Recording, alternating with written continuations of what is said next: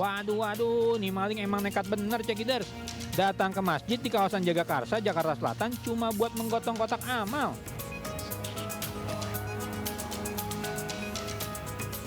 Saking niatnya, ini maling membawa alat khusus buat memotong rantai kotak amal.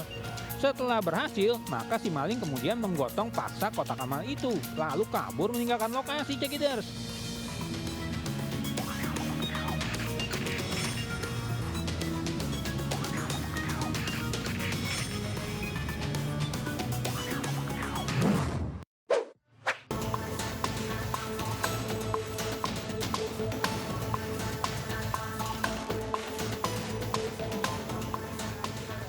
Ada, cekiders. Ini lagi nih, ada dua wanita sengaja datang ke masjid cuma buat mencuri uang kotak amal. Lucunya, mereka berusaha merusak kotak amal dengan gagang sapu. Setelah susah payah mencoba membuka paksa kotak amal, tuh sapu malah patah cekiders. Tuh kan mbak, makanya jangan nekat nyolong dong. Karena takut ketahuan, maka mereka pergi meninggalkan lokasi.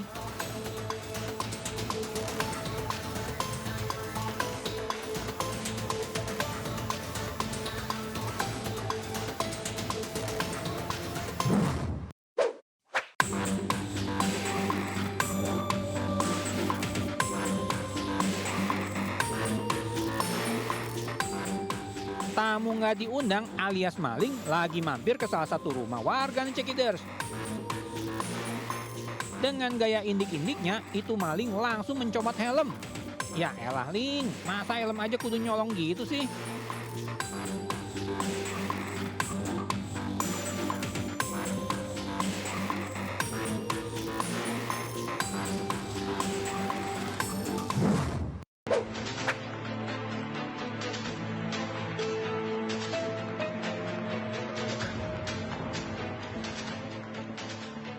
Masih seputar pencurian helm nih cekiders.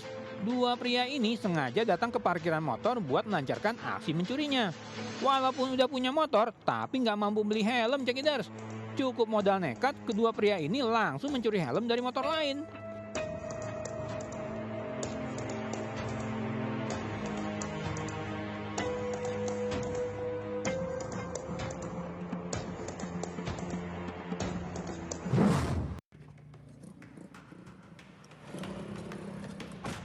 Inilah detik-detik warga melakukan penangkapan terhadap pelaku pencurian kotak amal di Masjid Baitur Rahman, Sumber Bejo, Blok Songo, Kecamatan Kota Pinang, Kabupaten Labuan Batu Selatan.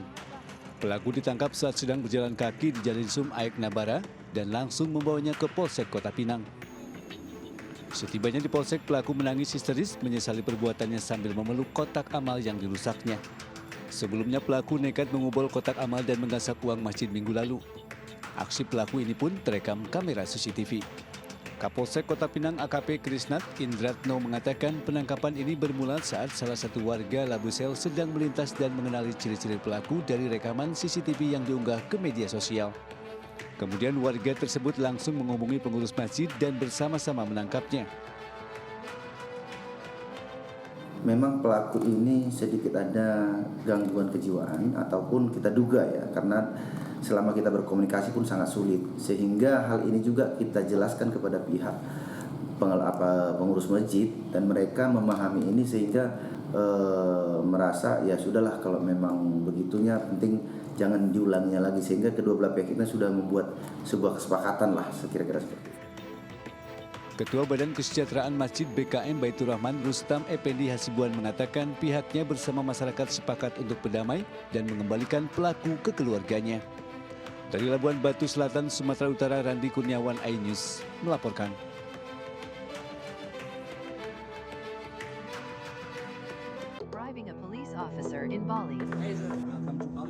Video seorang turis asing dikawal anggota polisi lalu lintas di Bali viral di media sosial. Dalam video yang diunggah akun Instagram @justinrosli, ia mengaku menyewa polisi tersebut sebesar $100 atau sekitar 1,5 juta rupiah untuk mengantarnya ke suatu lokasi. Video yang diunggah 30 Januari lalu tersebut memperlihatkan anggota kepolisian saat mengawal turis asing tersebut. Kabid Humas Polda Bali Kombes Pol Jansen Avitus Panjaitan menjelaskan bahwa peristiwa tersebut terjadi pada perhelatan G20 di kawasan Gianyar, Bali. Oknum petugas yang menerima uang tersebut juga telah menerima sanksi. Terkait dengan temuan video viral reel Instagram yang diposting pada 30 Januari 2024 oleh akun @JustinRosley dari Manhattan, New York, USA. Ditemukan hasil bahwa benar peristiwa itu pernah terjadi sekitar 2 tahun yang lalu atau pada saat ada kegiatan G20 di Bali. Di sisi lain, Johnson menambahkan, turis asing tersebut dinilai memiliki niat tidak baik. Ia menduga WNA tersebut ingin melecehkan anggota polisi dengan mengunggah video lama tersebut. Dari Denpasar, Bali, Indira Ari, iNews melaporkan. Sebuah minibus terperosok ke Kali Kapuk Metro Cengkareng, Jakarta Barat menyusul hujan deras yang mengakibatkan jarak pandang terbatas. Beruntung tidak ada korban jiwa dalam insiden ini.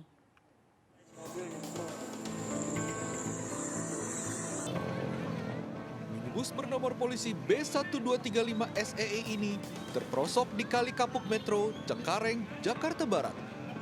Kecelakaan tunggal ini terjadi saat hujan deras mengguyur sejumlah kawasan ibu kota. Hujan deras menyebabkan jarak pandang terbatas hingga pengendara harus lebih berhati-hati. Butuh waktu tidak kurang dari 2 jam agar petugas pemadam kebakaran yang tiba di lokasi bisa melakukan evakuasi. Beruntung tidak ada korban jiwa atas insiden ini. Hujan deras dan gelap, jadi menghilangkan daya pandang supir. Jadi ketika menikung, supir tidak melihat karena gelap, air terpleset, tergelincir karena memang tidak ada pembatas itu. Jadi mobil akhirnya cukup dan ya Allah, alhamdulillah untuk pengundinya selamat. Usai dievakuasi menggunakan mobil derek Dinas Perhubungan, minibus tersebut dibawa ke kantor unit Laka Lantas, Satuan Wilayah Jakarta Barat. Dari Jakarta, Miftah Nulgani, iNews melaporkan. Pemirsa, tidak memiliki biaya untuk menjalani perawatan di rumah sakit, seorang wanita yang terseret motor dari pelaku pencurian sepeda motor di Kabupaten Bekasi, Jawa Barat terpaksa harus menjalani perawatan di rumah sakit. Korban masih menderita luka yang cukup serius pada bagian paha hingga kaki.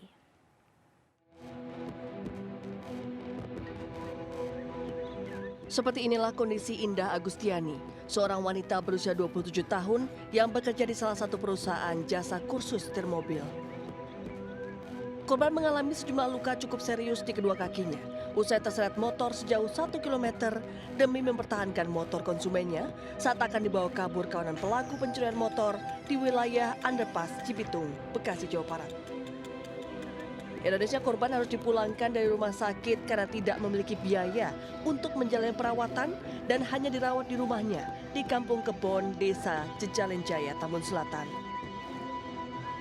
Atas kejadian tersebut, pihak perusahaan tempat korban bekerja seakan menutup mata atas peristiwa yang dialami oleh korban. Mudah-mudahan cepat ketangkep ya pelakunya, terus ada ini dari pihak kepolisian kerjasamanya membantu. Dari tempat kerjanya juga sih mudah-mudahan ya bisa ada toleransi inilah Bantuan ya Bu ya. Ibu korban pun kini hanya bisa berharap perusahaan tempat korban bekerja memberikan biaya perobatan untuk anaknya hingga dapat kembali bekerja seperti sedia kala. Dari Kabupaten Bekasi, Jawa Barat, Didit Junaidi, iNews melaporkan. Pemirsa, Polres Kediri Kota menggelar rekonstruksi kasus penganiayaan santri hingga tewas di Pondok Pesantren Al-Hanifiyah, Mojo, Kabupaten Kediri, Jawa Timur. Dalam rekonstruksi yang dilakukan secara tertutup tersebut, para tersangka memperagakan 55 adegan. Untuk melengkapi berkas perkara tewasnya Bintang Balkis Maulana, santri Ponpes Al-Hanifiyah, Mojo, Kabupaten Kediri, Jawa Timur oleh temannya sesama santri, Kapolres Kediri Kota AKBP Bramastio Priyaji mengatakan pihaknya bersama dengan Kejaksaan Negeri Kabupaten Kediri menggelar rekonstruksi atas tindak pidana kekerasan penganiayaan secara berulang-ulang hingga menyebabkan korban meninggal dunia. 55 adegan yang diperagakan keempat tersangka meliputi 3 adegan di TKP pertama, 12 adegan TKP kedua dan 40 adegan di TKP ketiga dalam 3 waktu, yakni tanggal 18, 21, 22 dan 23 dini hari. Baik, jadi tujuan rekonstruksi sendiri ini kan adalah membuat terang suatu tindak pidana supaya ada kesesuaian antara keterangan tersangka, keterangan saksi dengan yang dia perbuat supaya sesuai antara keterangan dengan yang dilakukan. Jadi sampai saat ini semuanya masih sesuai dengan apa yang sudah dituangkan dalam berita acara pemeriksaan. Pelaku melakukan penganiayaan dengan tangan kosong dan memukul di area setengah badan ke atas korban. Rekonstruksi ini untuk membuat terang tindak pidana agar sesuai antara keterangan tersangka, keterangan saksi, dan perbuatan yang dilakukan tersangka. Dari Kabupaten Kediri, Jawa Timur, Adnan Sumbagyo, iNews melaporkan. Aparat Polrestabes Medan kembali menggerebek kampung narkoba di kawasan Medan Sunggal, Sumatera Utara. Dalam penggerebekan itu, polisi menangkap sejumlah pengedar narkoba usai terlibat kejar-kejaran di gang sempit. Gang sempit dengan jalan curam ini harus dilewati petugas Satres Narkoba Polrestabes Medan untuk menjangkau kawasan lembah di kawasan Sunggal, Kota Medan, Sumatera Utara. Kawasan ini digerebek polisi usai praktek jual beli narkoba kembali ditemukan. Padahal kawasan ini sudah berulang kali digerebek dan bahkan keberadaannya sempat viral di media sosial. Setiap kali penggerebekan dilakukan, sejumlah pria yang berstatus sebagai pengedar tidak pernah lolos untuk ditangkap. Dalam penggerebekan kali ini, 2 pengedar narkoba berhasil ditangkap berikut sejumlah paket sabu siap edar. 1 diantaranya ditangkap usai menjual narkoba kepada polisi yang menyamar sebagai pembeli. Polisi juga menemukan beberapa alat hisap narkoba yang ditemukan di sejumlah gubuk diduga tempat penggunaan narkoba yang kemudian gubuk-gubuk tersebut langsung dibakar petugas. Kasatres Narkoba Polrestabes Medan AKBP John Rakuta Sitepu menyebut, Satres Narkoba Polrestabes Medan kini tengah mendalami pemasok narkoba kepada kedua pengedar guna mengungkap jaringan pelaku yang lain. Pengedar narkoba ini dan berhasil mengamankan sebanyak 2 orang yang sampai saat ini kita duga perannya sebagai pengedar narkoba di lokasi ini. 2 pelaku yang ditangkap saat ini telah dibawa ke Polres Medan dan terancam hukuman lebih dari 5 tahun. Dari Medan, Sumatera Utara, Adi Palapaharhap, iNews melaporkan. Satreskrim Polres Metro Jakarta Timur menetapkan Gatan Saleh Hilabi, pelaku penembakan kantor travel di Jatinegara, Jakarta Timur sebagai tersangka. Tidak hanya ditetapkan sebagai tersangka, Gatan yang juga mantan suami artis Cut Keke dan Dina Lorenza dinyatakan positif narkotika ganja dan psikotropika jenis benzodiazepin atau obat terlarang. Satreskrim Polres Jakarta Timur telah resmi menetapkan Gatan Saleh Hilabi sebagai tersangka dan telah dilakukan penahanan terkait penembakan kantor travel di Jalan Jatinegara, Jakarta Timur. Gatan ditangkap Satreskrim Polres Metro Jakarta Timur di kawasan Tajur, Bogor, Jawa Barat. Tidak hanya itu, dari hasil tes urin pelaku dinyatakan positif narkotika ganja dan psikotropika jenis benzodiazepin atau obat terlarang. Selain itu, saat ini tim penyidik masih menggali keterangan tersangka yang mengaku telah membuang barang bukti berupa senjata api ke aliran Kali Ciliwung usai melakukan aksi penembakan. Diketahui penembakan kantor travel yang nyaris mengenai korbannya dipicu akibat perselisihan atau percekcokan antara pelaku dan korban melalui pesan singkat WhatsApp. Pelaku kemudian mendatangi lokasi dan melepaskan 3 kali tembakan. Sementara dari hasil olah TKP di kantor travel korban, polisi menyita barang bukti berupa peluru dengan kaliber 7,65 mm. Sesuai hasil penyidikan, status GSH dapat ditingkatkan menjadi tersangka, dari saksi menjadi tersangka. Ini sesuai alat bukti yang ada yang dapat disita oleh para penyidik Polres Metro. Akibat perbuatannya, pelaku dijerat pasal berlapis, percobaan pembunuhan, pengrusakan, kepemilikan, dan menggunakan senjata api tanpa hak, dan penggunaan narkotika dengan hukuman di atas 5 tahun penjara. Dari Jakarta, Rio Manik, iNews melaporkan.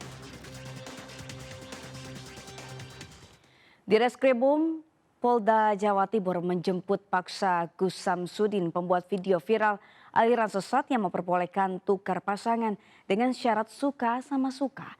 Sementara itu Majelis Ulama Indonesia MUI menegaskan perbuatan bertukar pasangan bagi suami istri atau siapapun haram hukumnya menurut syariat Islam.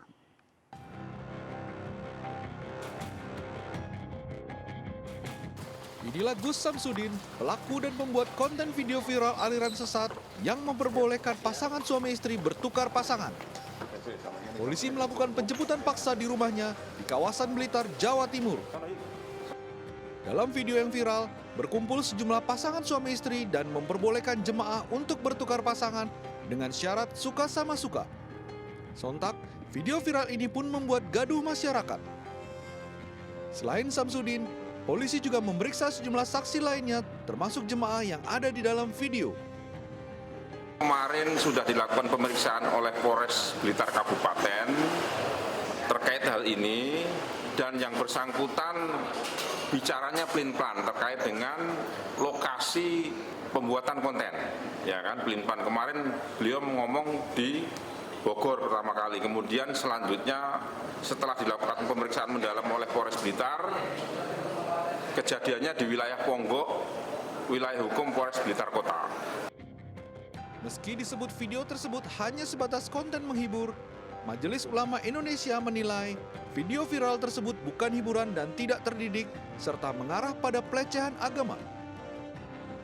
MUI menegaskan, perbuatan bertukar pasangan bagi suami istri atau siapapun haram hukumnya menurut syariat Islam.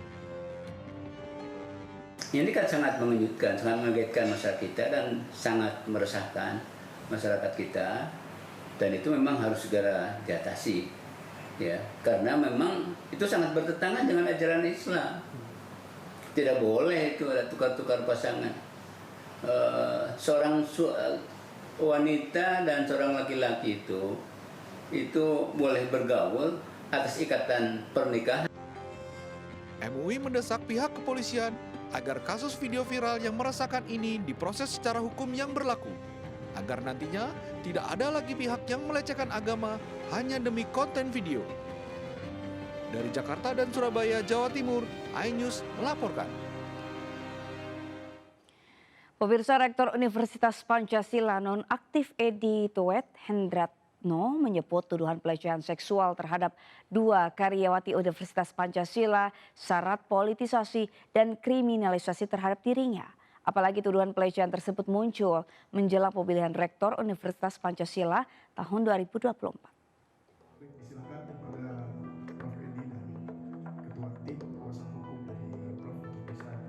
Didampingi tim kuasa hukumnya, Rektor Universitas Pancasila nonaktif, Profesor Edi Tuet Hendratno menyebut tuduhan pelecehan seksual membuat dirinya dan keluarga sangat terpukul. Dalam keterangan persnya, Edi mengatakan selama ini dirinya sangat memegang etika, apalagi sebagai rektor terlama di Universitas Pancasila dengan masa jabatan 13 tahun. Edi dan kuasa hukum melihat tuduhan pelecehan seksual syarat politisasi dan kriminalisasi menjelang pemilihan rektor Universitas Pancasila tahun 2024. Memang saya cari-cari apa motifnya mereka itu sebetulnya. Tapi dugaan saya, ini karena bertepatan dengan pemilihan rektor di Universitas Pancasila. Mereka ingin jadi rektor. Dan saya rektor terpanjang di sejarah Universitas Pancasila. Kami juga menghimbau kepada para pihak terkait agar tidak melakukan pencabutan dari hak-hak yang seharusnya masih dimiliki oleh Prof. Edi, karena belum ada putusan yang bersifat inkrah dari apa yang dilaporkan oleh pihak tersebut. Tim kuasa hukum meminta pihak kampus tidak menghilangkan hak-hak kliennya karena belum ada keputusan inkrah dari kasus yang dilaporkan. Tim kuasa hukum juga akan mencari langkah hukum lanjutan untuk mengembalikan hak-hak dan harkat martabat kliennya. Dari Jakarta Selatan, Helmi Sajangbati, iNews melaporkan. Pemirsa, kebakaran hebat melanda gedung finishing PT KHTEX. Kebakaran yang diduga dari kebocoran gas 50 kg ini langsung melahap 2 gedung yang ada di komplek PT KHTEX.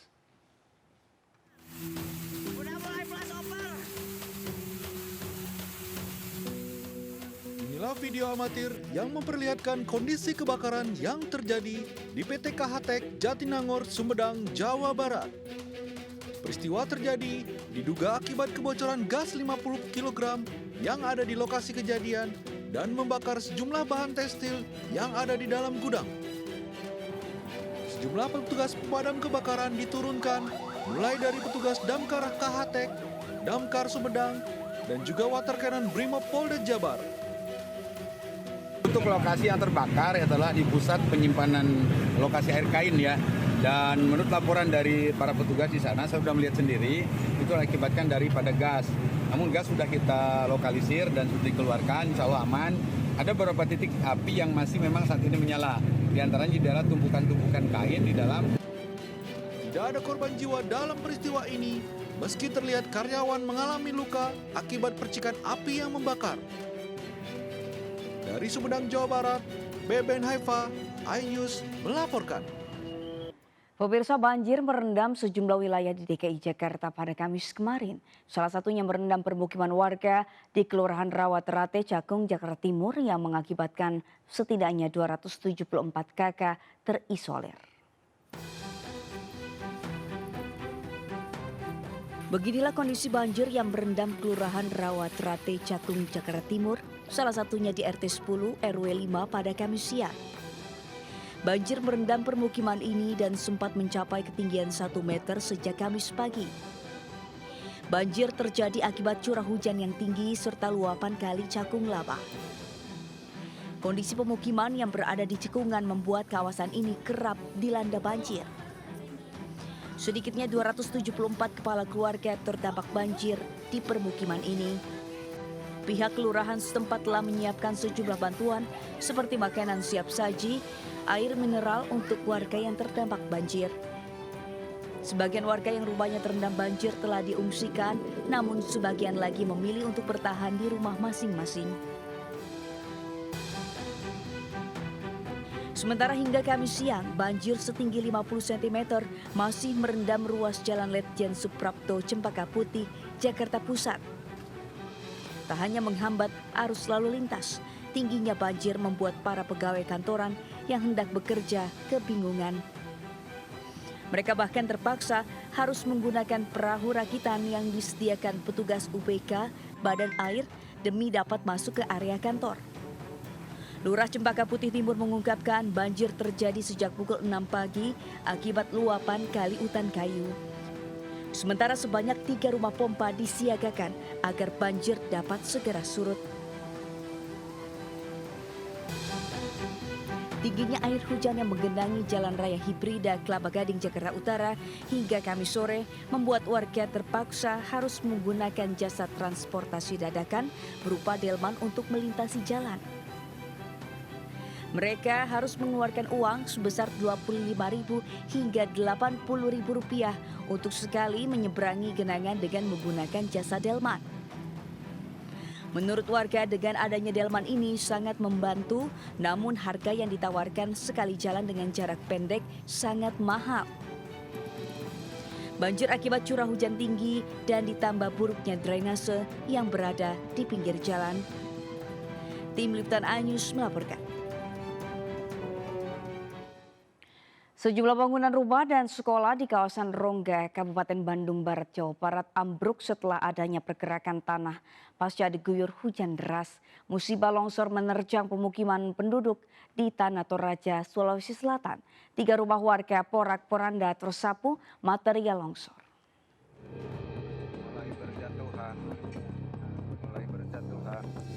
Inilah detik-detik saat bangunan Sekolah Dasar Negeri SDN Babakan Talang di Desa Cibeduk, Kecamatan Rongga, Kabupaten Bandung Barat yang ambruk.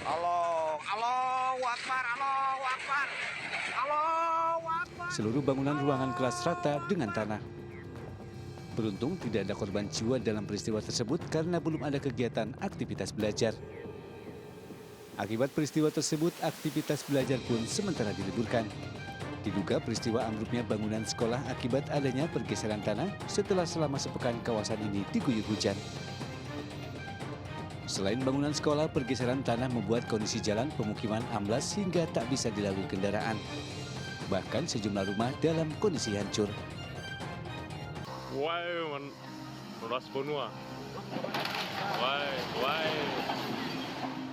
Sementara itu, musibah longsor menerjang pemukiman penduduk di Tanah Toraja, Sulawesi Selatan. 3 rumah warga porak-poranda tersapu material longsor. Longsor juga menutup akses jalan utama warga. Longsor ini diduga disebabkan oleh intensitas hujan yang masih cukup tinggi mengguyur Tanah Toraja sejak sepekan terakhir. Sementara itu, warga sekitar bersama keluarga korban menyelamatkan dan mengevakuasi material bangunan rumah yang masih tertinggal dan dapat digunakan. Hingga saat ini warga terdampak longsor masih mengungsi di rumah keluarga mereka. Tim Liputan iNews melaporkan. Beralih ke informasi lain, pemirsa, akses jalan pemukiman warga di Desa Nembol, Pandeglang, Banten ditutup dengan tumpukan batu besar. Penutupan jalan tersebut diduga dilakukan oleh seorang caleg yang kesal karena suaranya di kawasan itu tidak maksimal.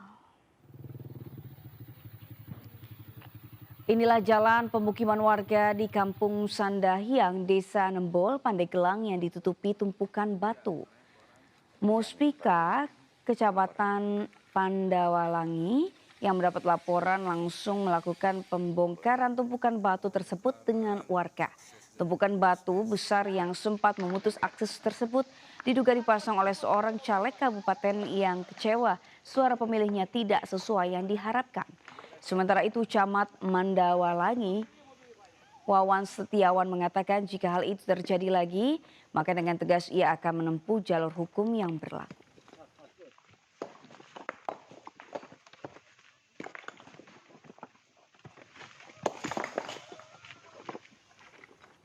Pemirsa, Badan Pengawas Pemilu Bawaslu menetapkan Menteri Perdagangan Zulkifli Hasan terbukti melanggar administrasi pemilu 2024. Meski terbukti melanggar, Bawaslu hanya memberikan sanksi teguran terhadap Ketua Umum Partai Amanat Nasional tersebut.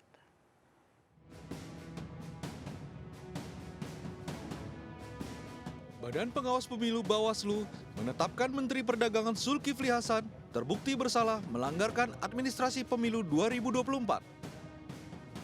Hal tersebut diungkapkan Bawaslu usai menggelar sidang terbuka pembacaan putusan dugaan pelanggaran administrasi pemilu 2024. Zulkifli Hasan terbukti melanggar peraturan pemerintah nomor 53 tahun 2023 tentang cuti dalam pelaksanaan kampanye pemilihan umum. Meski terbukti melanggar, Bawaslu hanya memberikan teguran kepada Ketua Umum Partai Amanat Nasional tersebut. Meyakinkan melakukan pelanggaran administrasi pemilu. 2. Memberikan teguran kepada terlapor untuk tidak melakukan perbuatan yang sama di kemudian hari. Putusan Bawaslu menjadi catatan bagi pelanggar untuk menggunakan jabatan sebagaimana mestinya dan bukan mementingkan kampanye ketimbang rakyat. Sehingga apa yang dilakukan Menteri Perdagangan ini merugikan seluruh masyarakat Indonesia hingga harga pangan yang semakin melonjak.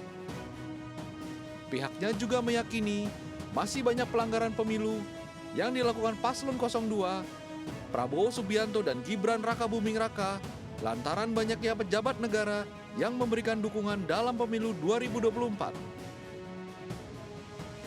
Dari Jakarta, Rian Rahman, Eri Nugraha, Muhammad Firmansyah, iNews melaporkan. Pemirsa, beda sikap Agus Harimurti Yudhoyono, Menteri ATR BPN terhadap pembangunan IKN menuai sorotan.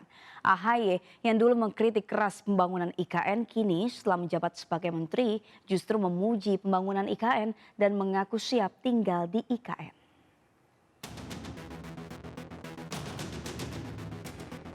Beda sikap Agus Harimurti Yudhoyono yang kini menjabat sebagai Menteri ATR BPN terhadap pembangunan IKN menuai sorotan.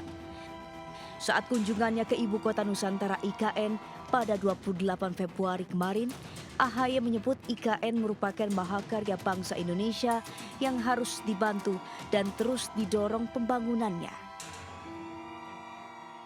Kota Nusantara adalah sebuah mahakarya yang sangat kita nantikan. Semoga IKN bisa menjadi pusat kejayaan peradaban bangsa Indonesia di masa depan. Terima kasih atas dedikasi dan kerja keras PUPR yang terus mengawal pembangunan IKN. Kita semua bangga, AHY. Namun berbeda dengan pernyataan AHY sebelumnya yang pada Juli 2023 lalu, AHY justru mengkritik keras pembangunan IKN. Kala itu, AHY yang juga Ketua Umum Partai Demokrat masih menjadi oposisi pemerintah. AHY menganggap pembangunan IKN terkesan dikebut dan menghabiskan anggaran negara yang seharusnya bisa digunakan untuk kepentingan rakyat. Ketika ekonomi Indonesia sedang sulit, tidak sedang baik-baik saja, masyarakat kita juga sedang tidak baik-baik saja, seolah ada yang memaksakan diri, tapi bukan itu permasalahan kita. Ini ada masalah rakyat, masalah ekonomi rakyat yang perlu dicari solusinya. Jangan didahulukan proyek-proyek yang luar biasa menyita anggaran negara kita. Partai Demokrat sendiri menjadi oposisi pemerintah selama 9 tahun dan resmi beralih berada di barisan pemerintah karena AHY menjabat sebagai Menteri ATR BPN. Tim Liputan A News melaporkan.